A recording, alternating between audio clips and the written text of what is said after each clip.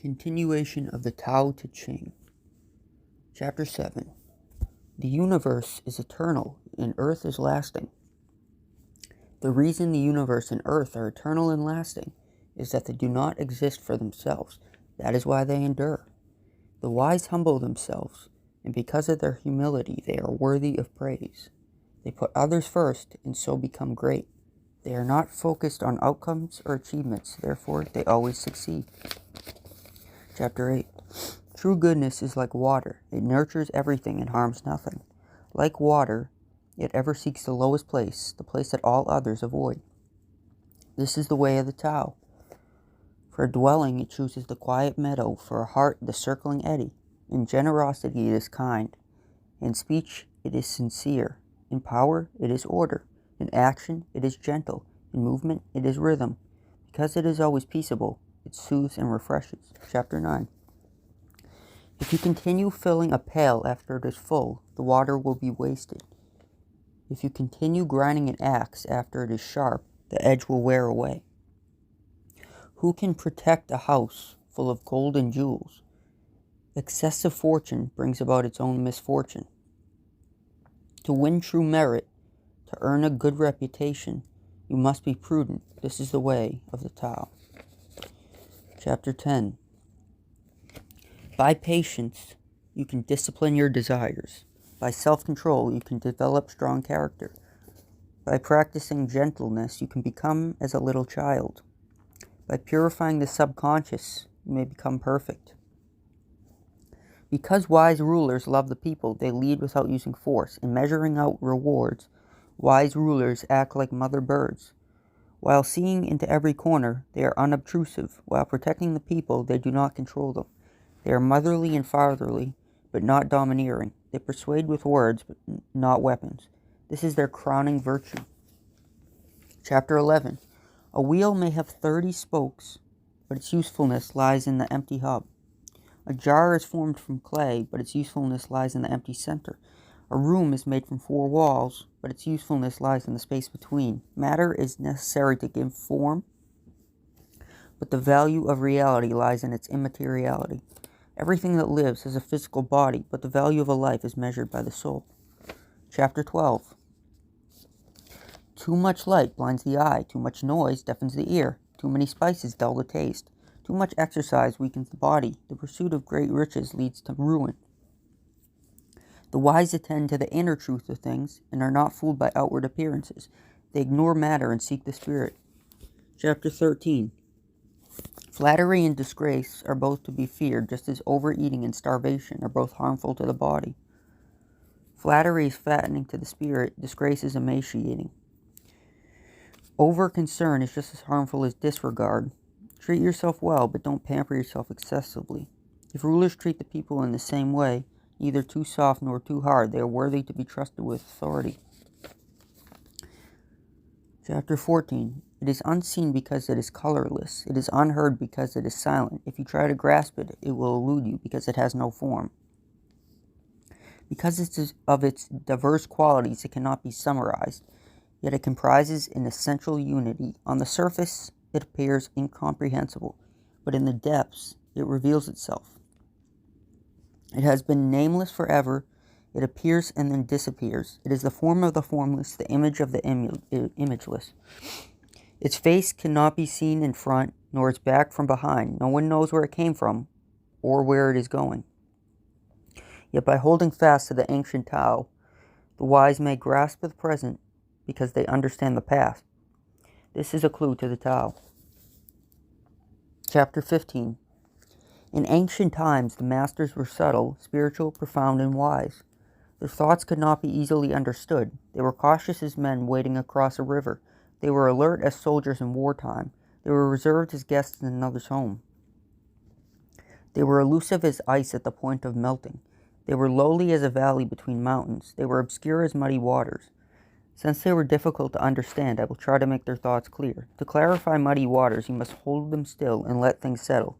To glimpse the secret of the Tao, you must keep still and quiet your mind.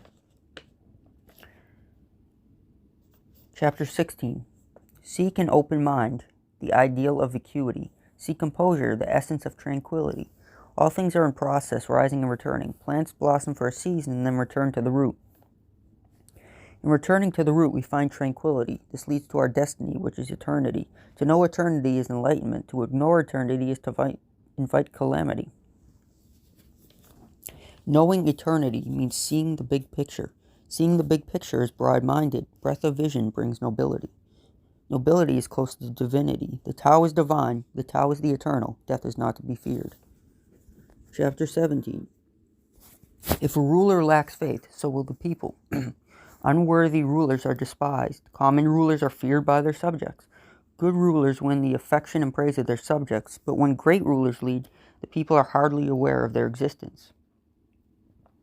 How carefully wise rulers choose their words, how simple are their actions. Under such a government, the people think they are ruling themselves. Chapter 18. The great Tao is ignored, yet we speak of goodness and righteousness. Relatives are unfriendly, yet we talk of familial love and respect. The state and the family are in confusion and chaos, yet we praise ourselves for loyalty and faithfulness. This is great hypocrisy. Chapter 19. Abandon the pretense of saintliness and asceticism, and the people will pursue virtue. Abandon ostentatious benevolence and conspicuous righteousness. Then the people will return to the core virtues of love and respect. Abandon cleverness and greed, then thieves and robbers will disappear. Here are the 4 fundamentals of true spirituality. Recognize simplicity, cherish purity, reduce your possessions, diminish your desires. Chapter 20. If you would be at peace, beware of great knowledge. That which is not to be feared by the common people is probably not worth worrying about. There is a vast difference between book learning and true knowledge of the Tao. Common people are joyful. They celebrate feast days and hold festivals in springtime. Scholars scowl like babies that have not learned to smile. They look forlorn, like homeless wanderers. Common people have plenty. Scholars are never satisfied. Common people are vibrant with common sense. Scholars seem dull and confused. Common people are useful. Scholars are useless. Knowledge of the Tao, how vast. I am like a sailor far from shore, adrift on a boundless ocean. Oh, how I long to be as a child, suckling milk from Mother Tao. Chapter 21. All the many forms of virtue flow from the Tao, but the nature of the Tao is infinitely elusive. Elusive indeed, but at its heart is all being. Unfathomable indeed, but at its heart is all spirit, and spirit is reality. At its heart is truth. The Tao is eternal and unceasing. It is present at all beginnings. How do I know this? By the same Tao. Chapter 22. At that time, the broken will be made perfect, the bent will be made straight, the empty will be filled, the worn out will be renewed. Those having little will obtain much, and those having much will be overcome. The wise embracing unity will become the world's model. Not striving, they will become enlightened. Not asserting themselves, they will become distinguished. Not boasting, they will be praised. Not building up themselves, they will endure. As much as they embrace the world will embrace them. Is the old saying, the broken shall be restored, a false hope? No. All will be restored and return rejoicing. Chapter 23.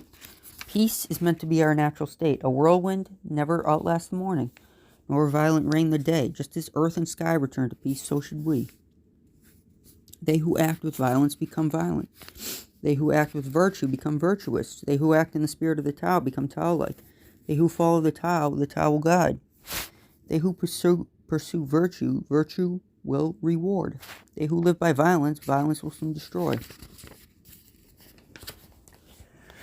Chapter 24. It is unnatural to walk on tiptoe. Try to elevate yourself above others, and you will soon fall. Those who display themselves do not shine. Those who inflate themselves do not grow. Those who assert themselves do not gain merit. The relation of these things, self-display, self-inflation, and self-assertion to the Tao, is the same as fat to lean meat. They are unhealthy excesses, fit to be trimmed off and discarded. The Tao is not in them. Chapter 25. There is being that encompasses all, and it existed before earth or the universe.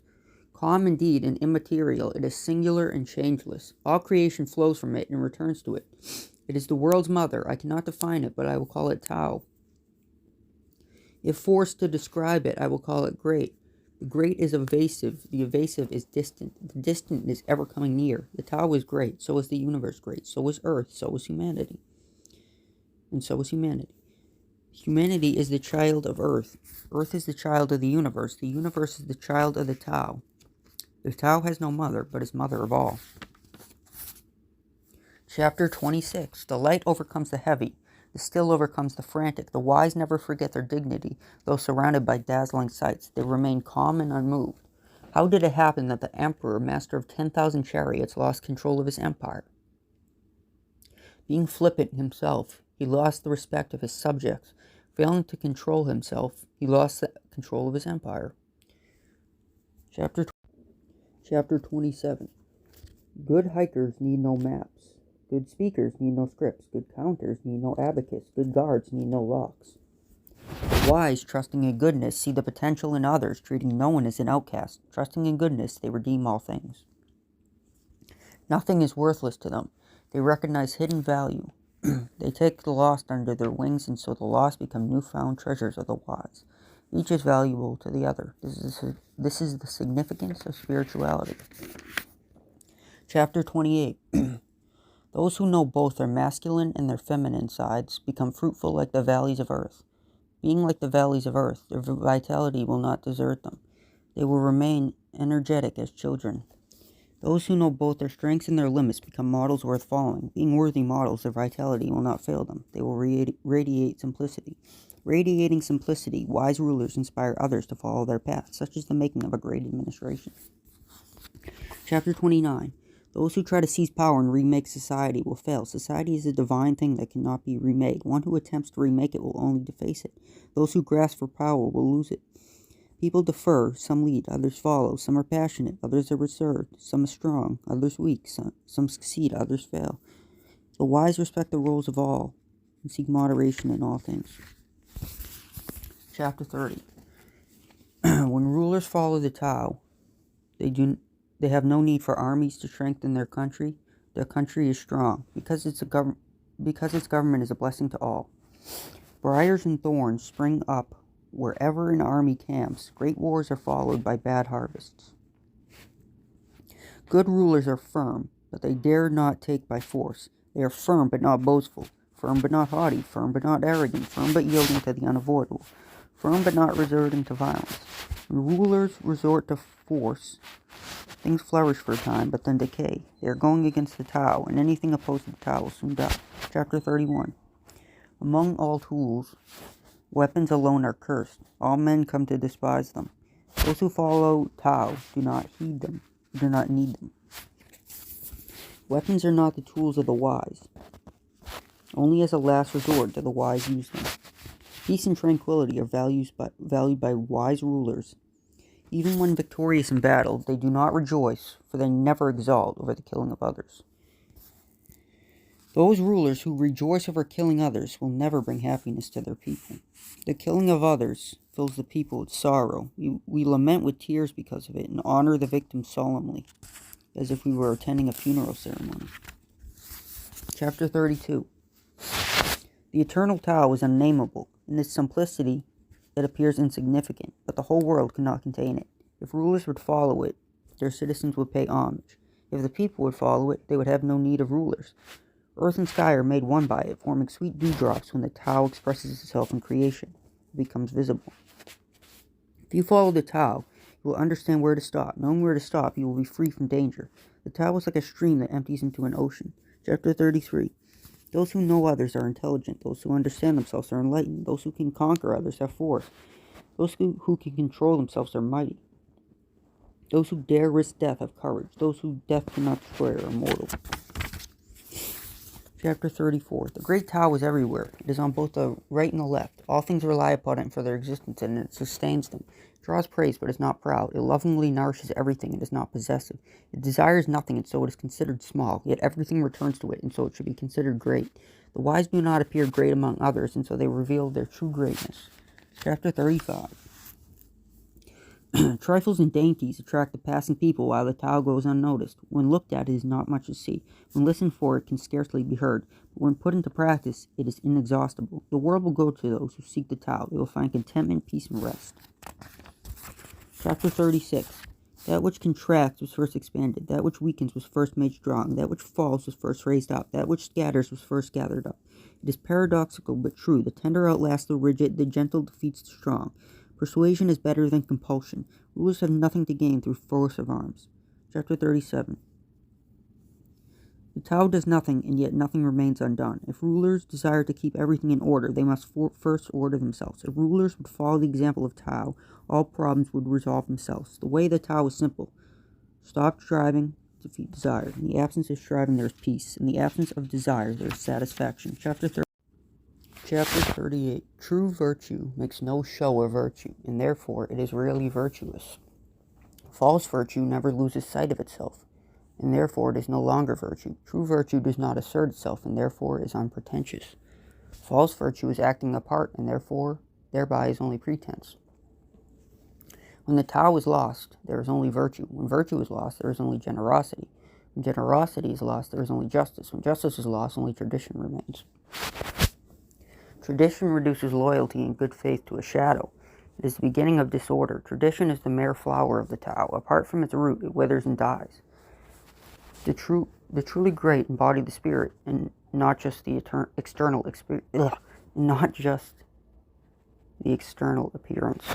They bear fruit, not just blossoms. They do not put on a show of virtue, they practice it.